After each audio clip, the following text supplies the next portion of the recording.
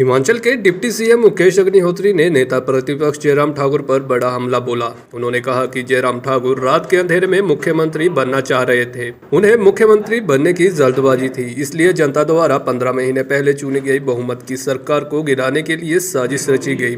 अब उनका सारा प्लान धराशाही हो गया। मुकेश अग्निहोत्री ने नेता प्रतिपक्ष व विपक्ष के इस प्रयास को प्रदेशद्रोह बताया। उन्होंने कहा कि भारतीय जनता पार्टी ने एक राज्यसभा सीट के लिए 6 विधायक अनसीट करवा दिए और 3 को अनसीट करने की तैयारी है। उन्होंने कहा अब बिल्ली थैले से बाहर आ गई है। भाजपा पूरी तरह एक्सपोज हो गई है कि इन्होंने सरकार गिराने के लिए क्या प्रयास किया।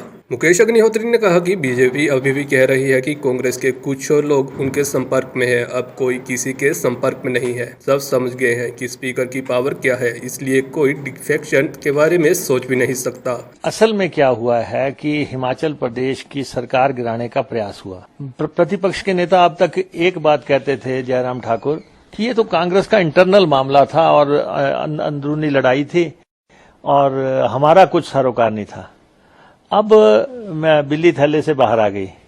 अब बिल्कुल स्पष्ट हो गया जब इन्होंने 9 के 9 बागियों को टिकट देने का ऐलान कर दिया और 6 को टिकट दे भी दिया, तो अब स्पष्ट हो गया कि इस सारे एपिसोड के पीछे हिमाचल प्रदेश में सरकार गिराने का जो पूरा ताना बाना बुना गया, उसके पीछे भारतीय जनता पार्टी थी हिमाचल प्रदेश की। और जयराम ठाकुर बहुत जल्दबाजी में थे कि वो रात के अंधेरे में दोबारा मुख्यमंत्री बनना चाहते थे और उनकी सारी प्लान जो है धराशायी हो गई है। ठीक है इसमें कि इन्होंने एक साजिश तो रची थी और लेकिन उसमें मात खा गई है और एक राज्यसभा इनको मिली। इन्होंने 9 लोग लगभग अनसीट करा दिए। 6 तो हो चुके हैं, 3 जो हैं उसी रास्ते पे चल रहे हैं। एक सरकार इनसे गिरी नहीं, राज्यसभा इनको 1 मिली, 9 एमएलए बाहर जाने की स्थिति हो गई। तो आप देखें कि क्या खोया क्या पाया की स्थिति में एक इंडिविजुअल जो है बेनिफिशियरी हो सकता है, लेकिन टोटलिटी में अब डन इज डन। जो डैमेज करना था वो इन्होंने कर लिया।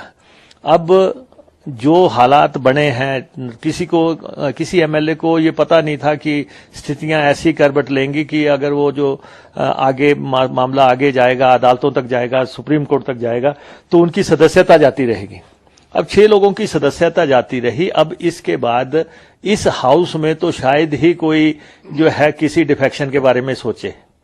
कोई नहीं सोच सकता। अब भी ये कह रहे हैं ना हमारे संपर्क में है। अब संपर्क हो गए जितने होने थे। अब सबको पता लग गया कि किस ढंग से सदस्यता जाती हैं, स्पीकर की पावर क्या होती है। स्पीकर ने जो फैसला दिया, इनका पहले तो ये कहना था कि स्पीकर का फैसला सही नहीं है। सर्वोच्च न्यायालय ने स्पीकर के फैसले पे तकरीबन मोहर लगा दी। उन्होंने सुप्रीम कोर्ट में इनको कोई रिलीफ नहीं मिला। ये भी कह दिया ना तो तुम्हें विधानसभा में बैठने देंगे, ना ही तुम्हें जो है प्रोसीडिंग में हिस्सा लेने देंगे। और अंततः जो है इन्होंने वहां से जो है अपनी एप्लीकेशन वापस लेके नया चुनाव लड़ने का फैसला किया। अब सरकार गिराने का जो प्रयास हुआ है उसमें कौन कौन से लोग शामिल थे। एक तो ये तो प्रदेशद्रोह का काम है।